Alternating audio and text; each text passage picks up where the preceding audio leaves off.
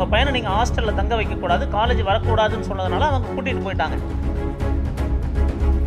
எங்களுடைய 3ஆம் வருட மெக்கட்ரானிக்ஸ் இன்ஜினியரிங் மாணவன் அமுதன் என்பவர் இறந்துவிட்டார்.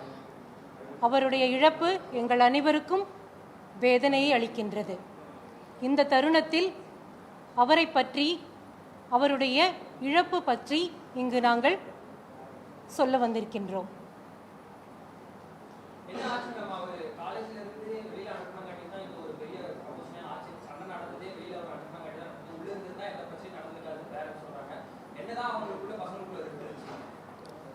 சார், 21 ஜூலை அன்னைக்கு இரவு அஜீஷ் அண்ட் அமுதன் 2 பேரும் ஒரே துறையை சார்ந்த மாணவர்கள், மெக்கட்ரானிக்ஸ் இன்ஜினியரிங். அவங்க நைட்டு ஹாஸ்டல் 2 பேருமே விடுதியில் தங்கி கொண்டு படித்து கொண்டிருப்பவர்கள். அவங்க நைட்டு கல்லூரி விடுதியில் இல்லாமல் ஒரு 11:30 மணி அளவில் அவங்க கல்லூரிக்கு வெளியே வந்து கொண்டிருக்கும் பொழுது அந்த விடுதியில் வேலை பார்த்து கொண்டிருக்கின்ற சமையல் கலைஞர் வந்து என்ன கேட்குறாரு, ஏன் தம்பி நீங்கள் நடந்து வந்துட்டுருக்கீங்க, ஏன் இப்போ ஹாஸ்டலில் இல்லாமல் நீங்கள் வந்துட்டுருக்கீங்கன்னு கேட்கும் பொழுது, நீ யார் என்ன கேட்குறது அப்படின்ற மாதிரி அவங்க அந்த அமுதனும் அஜீஷும் அந்த சமையல்காரரை கேள்வி கேட்ட மனோஜ் என்பவரை தாக்குறாங்க. தாக்கும் பொழுது தாக்கிட்டு அவங்க பாட்டுக்கு வந்துடுறாங்க. இப்போ காலையில் என்னென்னா, அந்த மனோஜுக்கு அந்த ரொம்ப காயங்கள் ஏற்பட்டதுனால அவரை வந்து அட்மிட் பண்ணி ஹாஸ்பிட்டலில் நம்ம வந்து ட்ரீட்மெண்ட் எடுத்திருக்கோம். இதனால் என்ன ஆயிடுச்சு அப்படின்னா, நம்ம அது கல்லூரியில் அந்த விடுதியில் இருக்கிற வேலை செய்கிறவங்கெல்லாம் எங்களால் வேலை பார்க்க முடியாது, ஒரு விஷயத்தை கேட்குறோம் என்னன்னு கேட்டதுக்கே இந்த பசங்க தள்ளி விட்டுட்டு போகிறாங்க, எங்களுக்கு என்ன பாதுகாப்பு இருக்குது அப்படின்னு அந்த விடுதியில் சமையல் வேலை செய்கிறவங்க எல்லாருமே ஒன்று கூடி நாங்கள் நாளையிலேருந்து சமைக்க மாட்டோம் அப்படின்னு சொல்லிட்டாங்க. சார், நம்ம கல்லூரியில் பார்த்தீங்கன்னா தமிழ்நாட்டில் இருக்கக்கூடிய அனைத்து மாவட்டங்களிலிருந்தும் பசங்க படிச்சுட்டு இருக்காங்க. ஸோ ஹாஸ்டலில் ஸ்டூடெண்ட்ஸ் தங்கியிருக்காங்க. அப்படி இருக்கும் பொழுது இவங்க திடீர்னு நான் சமைக்க மாட்டேன் அப்படின்னா நாளைக்கு குழந்தைங்களுக்கு நம்ம எப்படி சாப்பாடு கொடுக்க முடியும்? அதனால நம்ம என்ன பண்ணியிருக்கோம் அப்படின்னா, இவங்க டிசிப்ளின் கமிட்டி முன்னாடி இந்த 2 ஸ்டூடெண்ட்ஸும் ப்ரெசென்ட் ஆகுறாங்க. Discipline committee doctor Magudeswaran dean இருக்கார், டாக்டர் அனந்தமூர்த்தி ஸ்டூடெண்ட் டீன் இருக்காங்க, எங்களுடைய பிஆர்ஓ டாக்டர் ரவிக்குமார், அதே மாதிரி ஏவோன்னு இருக்கார். இவங்க முன்னாடி டிசிப்ளின் கமிட்டியில் இந்த ஸ்டூடெண்ட்ஸு அப்பியர் ஆகுறாங்க. அப்பியர் ஆகும்போது அந்த பசங்க அக்செப்ட் பண்ணிக்கிறாங்க. 22 ஜூலையில் அவன் நாங்கள் தள்ளி விட்டுட்டோம் அப்படின்னு அக்செப்ட் பண்ணும் பொழுது இப்போ என்னென்னா, இந்த பசங்களுடைய பேரண்ட்டு வர வைப்போம், இந்த மாதிரி ஒழுங்கு நடவடிக்கைக்காக பேரண்ட்டு வர வைக்கிறோம் அப்படின்னு சொல்லி பேரண்ட்ஸ் வர்றாங்க.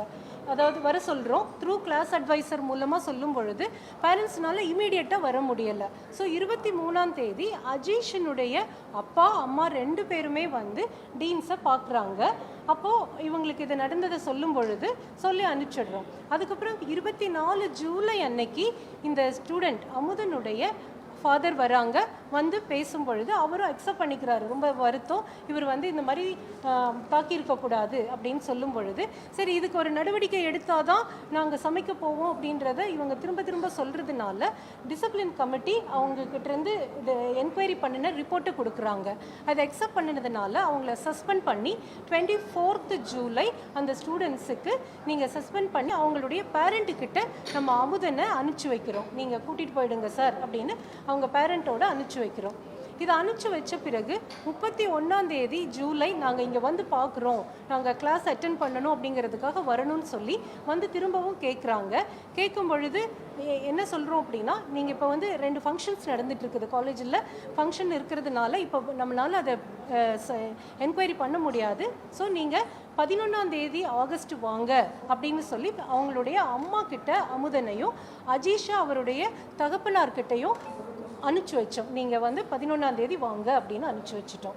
இதற்கிடையில் 10ஆம் தேதி ஈவினிங் எங்களுடைய பிஆர்ஓக்கு கால் வருது. அங்கே வல்லமிச்சம்பட்டியில் உள்ள எல்என்எல் ஹாஸ்பிட்டல்லேருந்து ஒரு கால் வந்ததா, மேடம் இந்த மாதிரி ஒரு கால் வருது, அமுதன் வந்து ஹாஸ்பிட்டல் அட்மிட் ஆகிருக்காங்க அப்படின்னு கால் வருது, நான் போயிட்டு வரேன் அப்படிங்கிறாரு. அவர் போகிறாரு. அவர் போகும்பொழுது அந்த ஹாஸ்பிட்டலுக்கு போகும்போது காவல்துறையும் அந்த ஹாஸ்பிட்டலுக்கு வராங்க. போய் சிறிது நேரங்களில் எங்களுக்கு தகவல் என்ன சொல்கிறாருன்னா, அமுதன் இறந்துட்டார் மேடம் அப்படின்ற தகவல் வருது. இதுதான் சார் எங்களுக்கு தெரிஞ்ச விஷயம். அந்த மாதிரி எந்த சம்பவமும் இல்லைங்க சார். அது அவருடைய நடவடிக்கை எடுத்ததே வந்து ஹாஸ்டல் சமையல்கார் அடித்ததுக்காகத்தான் அவருக்கு அவங்க அப்பாவே லெட்டர் எழுதி கொடுத்துருக்குறாரு. அதுக்கான மன்னிப்பு கடிதம் கொடுத்துருக்குறாங்க. அதே நேரத்தில் பார்த்தீங்கன்னா 2 பேரண்ட்டும் வர்றாங்க. நாங்கள் ஹாஸ்டல் இருந்தால் அந்த தேர்வு ஆக்சுவலாக ஒரு வாரம் தேர்வு நடக்குது. அந்த தேர்வு கூட நீங்கள் வேண்டாம், நீங்கள் அடுத்த தேர்வை நாங்கள் மாணவர்களுக்காக உங்களுக்கு நடத்தி கொடுக்குறோம், நாங்கள் வந்து உங்களுக்கு அவங்க படிப்பு உங்களை பாதிப்பாத மாதிரி இருக்கட்டும், அதுக்கான எல்லா நடவடிக்கையும் நாங்கள் மேற்கொள்கிறோம். ஆனால் இருந்தாலும் நீங்கள் 11ஆம் தேதி வரைக்கும் நீங்கள் பையனை வந்து நீங்கள் வீட்டுக்கு கூப்பிட்டு போங்க. ஒரு சஸ்பென்ஷன் அப்படின்னா ஒரே நாள் ரிவோக் பண்ண முடியாது. அதனால் நீங்கள் ஒரு 10 டேஸ்க்கு அப்புறம் நீங்கள் மீண்டும் வந்து பாருங்கள். உங்கள் பையனை நீங்கள் ஹாஸ்டலில் தங்க வைக்கக்கூடாது, காலேஜ் வரக்கூடாதுன்னு சொன்னதுனால அவங்க கூட்டிகிட்டு போயிட்டாங்க. ஆனால் அவருங்க வந்து வெளியே தங்கியிருக்கிறா இல்லையாங்கிறது எங்களுக்கு தெரியாது. நாங்கள் வந்து என்ன நான் டிசிப்ளின் கமிட்டி நானும் Magudeswaran as per the direction of the principal Magudeswaran சாரும் நானும் ப்ளஸ் டீம் என்கொயர் பண்ணுறோம். அதுக்கான லெட்டர்லாம் பசங்களே கொடுக்குறாங்க. அவங்க அப்பாவும் ஒத்துக்கிறாரு. ஆமாம் எங்கள் அப்பா என்னோட மகன் செஞ்ச தவறு தான். அஜீஸ் பேரண்ட் ஒத்துக்கிறாங்க, அமுதன் பேரண்ட் ஒத்துக்கிறாங்க. வீட்டுக்கு கூட்டு போகிறோன்னு தான் சொல்லி நாங்கள் வீட்டுக்கு கூட்டு போகிறோன்னு சொல்லி தான் அனுப்பி வைக்கிறோம். பட் அதுக்கப்புறம் நம்ம சைடு இருந்து தெரியல. அதுக்கப்புறம் இந்த 10ஆம் தேதி நிகழ்ச்சி நடந்துட்டு இருக்கும் போது தான் இதுவும் 10ஆம் தேதி நிகழ்ச்சி எங்களுக்கு நாங்கள் ஃபங்க்ஷனில் தான் இருக்கிறோம். அன்றைக்கி தான் ஃபங்க்ஷன் முடியும் தருவாயில் தான் இந்த மாதிரி ஒரு நிகழ்வு நடந்திருக்குதுன்னு தெரியுது. இதுக்கிடையில் வந்து அந்த மாணவர் வெளியே தங்கியிருந்தார் அப்படிங்கிறது எங்களுக்கு தெரியலை. ஆனால் அந்த மாதிரி போதைப்பொருள் சம்மந்தமான எந்த ஒரு நடவடிக்கையும் நாங்கள் வந்து அந்த பையன்கிட்ட கேட்கும் கிடையாது. நாங்கள் வந்து மாணவர் வந்து அடித்ததனால் மட்டும்தான் நாங்கள் நடவடிக்கை எடுத்திருக்கோம் சார்.